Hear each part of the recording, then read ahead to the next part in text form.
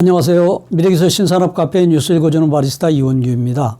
오늘은 주간 브리핑 227호에 게재된 물류의 재발명, 업계의 사활을 걸고 디지털에 집중이라는 내용으로 BK 컴퓨터 2021년 2월 4일자 22에서 35페이지에 게재된 특집 기사를 요약 번역하여 소개합니다. 연간 43억 개의 짐들이 쏟아져 나오는 일본의 물류업계는 한계에 이르렀습니다. 비효율적인 업무 추진 방식에 인력 부족, 재배송률 증가 등이 맞물려 배송 현장에서는 비명이 터져 나오고 있습니다. 이에 결정타를 날린 것이 코로나19에 의한 집콕 소비의 확산으로 전자상거래의 이용이 확대되어 배달원의 부담은 늘어만 가고 있는 가운데 위기 상황으로 계속해서 언급되었던 일본의 물류망은 머지않아 붕괴되고 말 것인가? 실은 그렇지 않습니다. 디지털 기술의 발전으로 현재 많은 물류 관련 업자들이 개혁에 나서고 있는데 데이터를 구사하여 비효율의 원인이 되는 장벽을 돌파하고 편의성 향상과 사업자 부담의 경감을 양립시키며 고객과 일정한 선에서의 타협이 요구되고 있습니다. 고정적인 물류망을 근본적으로 재편성하는 미래구상도 나오기 시작했으며 지속적으로 늘어나는 화물을 커버하고 지속 가능한 물류망을 구축하는 물류 재발명의 최전선을 취재했습니다. 파트 1은 물류혁명의 시동으로 창업 100년이 넘는 일본 최대 택배회사인 야마토 운수가 다음 100년을 향한 물류개혁에 나선 가운데 이씨 사업자와 협력하여 물류망의 구석구석까지 데이터를 연계해 유연한 배송 네트워크를 구축하면서 자사의 문제 해결뿐만 아니라 일본의 물류 위기를 극복하고 대처하기 위한 방안들을 강구하고 있습니다. 일본 최초의 정기편 노선 사업을 1929년에 개시해 택배 네트워크를 일본 전역에 구축한 야마토 운수는 창업 101년 만인 2020년 야마토 운수의 디지털 트랜스포메이션을 상징하는 택배 서비스를 새롭게 선보였는데 전자상거래 사업자와의 제휴를 통해 소비자에게 제공하는 이지가 그 주인공입니다. 기존 택배와는 외형뿐 아니라 내용도 조금 다른데 상품을 배송하는 사람은 야마토를 상징하는 초록색이 아닌 검은 제복의 이지 크류라고 불리는 배달원으로 기존의 택배와는 브랜드를 바꾼 형태입니다. 서비스 면에서는 이씨에서 구입한 상품의 수령 방법으로 현관 앞이나 택배함, 자전거에 달린 바구니 등에 두는 비대면 배송을 선택할 수 있다는 점이 최대 특징이며 수취 장소를 배송 직전까지 몇 번이라도 변경 가능하다는 점도 장점입니다. 갑작스러운 외출 때문에 대면 배송에서 비대면으로 전환하거나 비가 올 것 같으니 배달 장소를 가스 계량기 함으로 변경하는 등 유연한 이용법이 가능한데 향후에 야마토는 배달원이 얼마 후에 도착하는지를 알 수 있게 하는 등의 소비자의 편의성도 높여나갈 예정이라고 합니다. 야마토는 이지를 이용할 수 있는 이씨 서비스를 착실히 늘리고 있는데 조조나 야후, 아스크루가 2010년 10월까지 순차적으로 참여하고 11월에는 프리마켓 앱인 메르카리도 이지를 이용할 수 있게 되었습니다.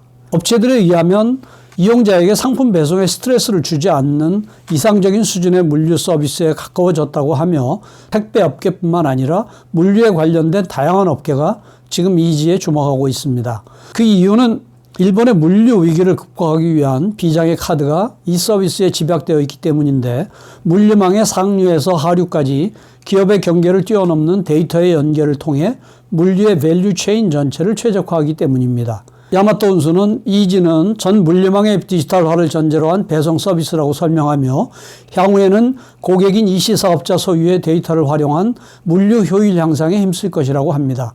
이미 상품 배송에 필요한 출하 데이터 등은 이씨 사업자와 공유가 끝난 상태이며 현재 이씨 사업자에게 있어서 비장의 무기인 쇼핑의 수요 예측이나 출하 빈도와 관련된 데이터를 야마토 운수가 파악하기 위해 공유 기반 구축도 추진할 예정이라고 합니다. 이것이 실현된다면 택배 집화장에 도착하는 화물의 증감률을 예측해 적절한 인원수를 확보하거나 화물을 각 배달원에게 효율적으로 할당할 수 있게 되며 물류회사가 수화량을 억제하는 총량 규제로 인해 이씨 사업자가 상품을 출하할 수 없게 되는 사태를 막을 수 있게 됩니다. 이른바 라스트 원마일에서의 일선 부족 해소로 이어질 수 있는데 앞으로는 개인이 배달 담당자로서 참여하기 쉬운 환경을 구축하여 운전면허가 없는 사람을 대상으로 전동 자전거를 개발하거나 이지의 데이터 기반을 활용하여 효율적인 배달 루트를 배달원에게 제공하는 등의 다양한 업무 지원책을 검토해 나갈 방침입니다. 파트 2는 물류 장벽에 대한 도전자로 국내 EC의 시장 규모는 최근 10년간 2.5배라는 급성장을 이뤄낸 반면에 고객에게 상품을 배송하는 데 있어서 가장 중요한 물류망은 데이터 흐름의 정체로 비효율성이 눈에 띄고 있는데, 물류 정체의 원인인 디지털화의 장벽을 돌파하려는 도전자가 잇따라 등장하고 있습니다.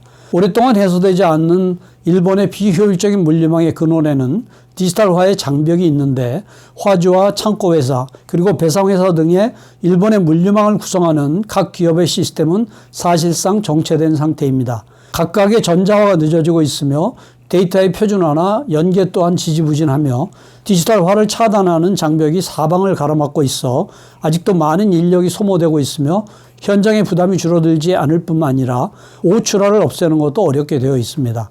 이 장벽을 돌파할 수 있는 방법을 강구한 물류 대기업이 있는데, 도쿄 지하철 도자이선의 미나미 스나마치역에서 수분간 걸으면 도쿄돔 야구장 3.6개분에 달하는 연면적 약 17만 평방미터의 거대 시설이 나타납니다. 사과와 규빈을 산하에 두고 있는 물류 대기업 SD홀딩스가 2020년 1월에 개설한 종합 물류 거점 엑스프론티어입니다.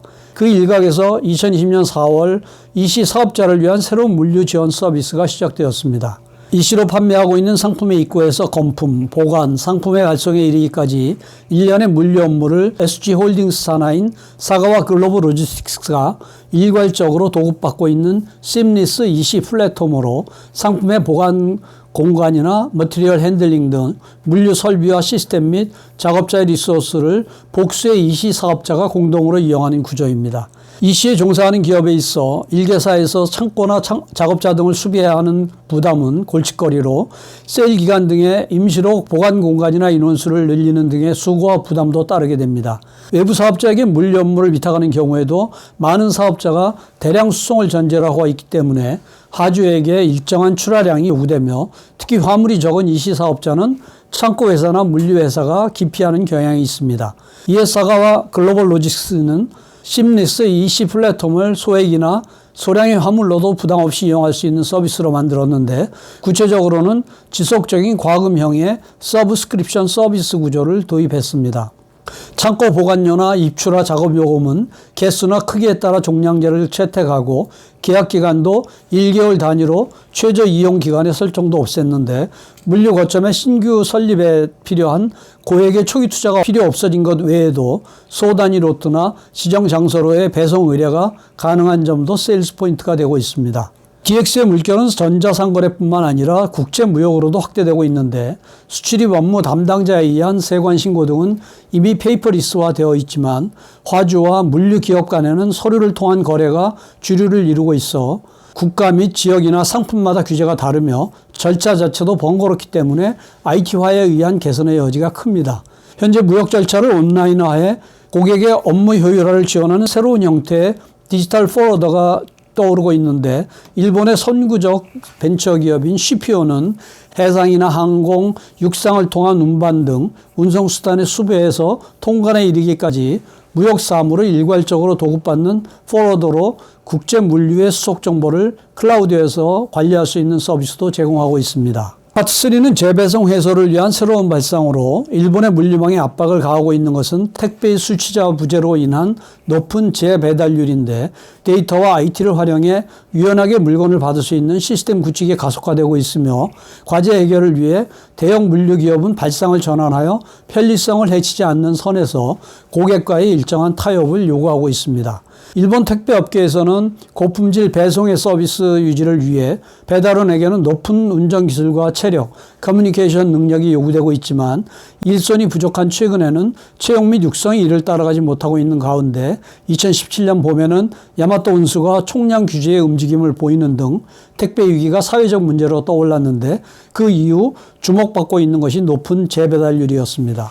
국토교통청에 따르면 2020년 10월에 택배 재배달률은 약 11.4%로 전년 동기에 비해 3.6포인트 감소했으나 코로나19 사태로 인해 재택시간이 증가하고 있기 때문이지만 여전히 10%선을 오르내리고 있어 근본적으로 개선되었다고는 할 수 없습니다. 반복되는 배달 작업에 일손까지 부족해지면서 퇴직자가 더욱 늘어나고 있는 실정이며 그 배경에는 국내 EC의 급성장에 따른 수요 증가를 배송체제의 구축이 따라잡지 못한 것과 노동 환경의 개선을 미뤄온 탓도 있습니다. 소비자의 편리함이나 만족도를 유지하면서도 배달 효율을 높이기 위해 물류 대기업들은 근본적인 발상의 전환을 시작했으며 해결의 열쇠로 소비자 측에도 자연스러운 양보를 촉진시키는 방법인 것입니다.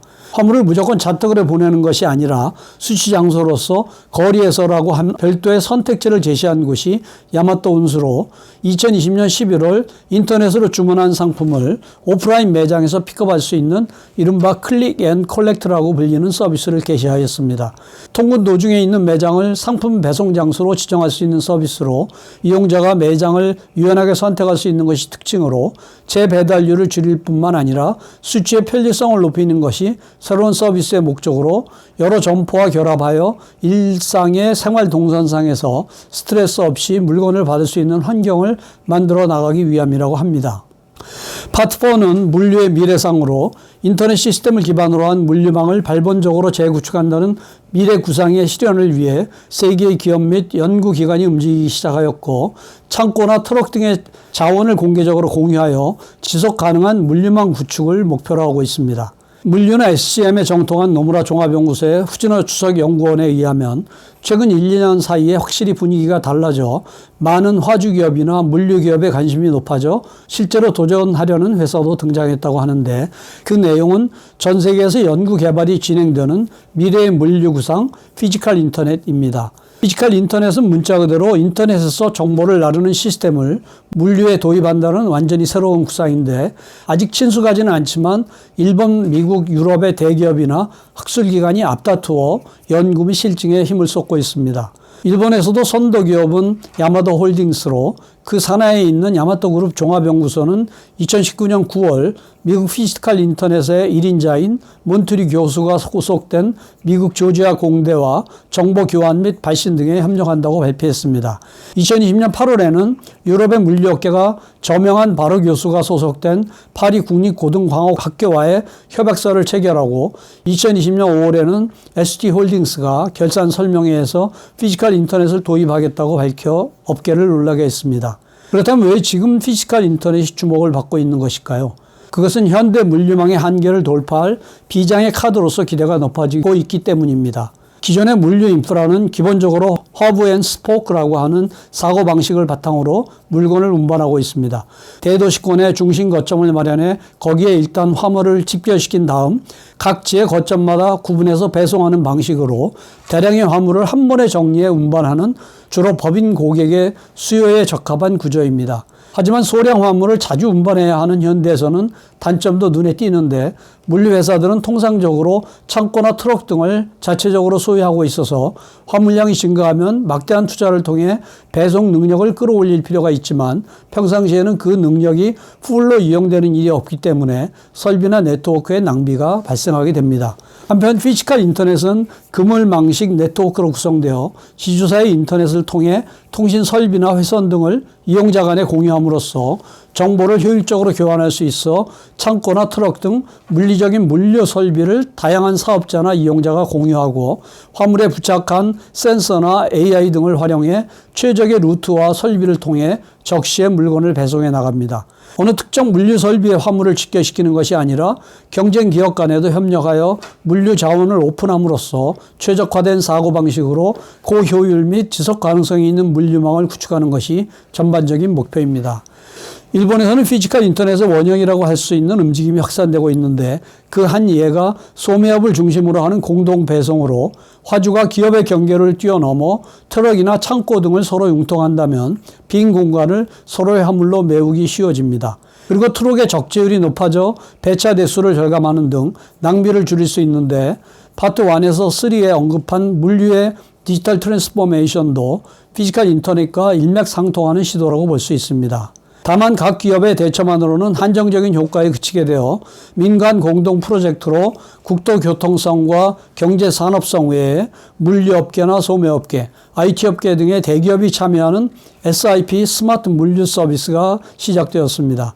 이 프로젝트의 핵심은 물류 상류에 관한 정보의 철저한 오픈화로 제조사나 도매업, 운송업, 소매업 등 물류 상류의 각 기업이 화물에 관련된 다양한 정보를 공유하기 위한 데이터 기반 구축이 2021년에 본격화되며 향후에는 업계의 경계를 뛰어넘는 광범위한 공동 조달이나 공동 보관, 공동 배송의 실현을 목표로 하고 있습니다.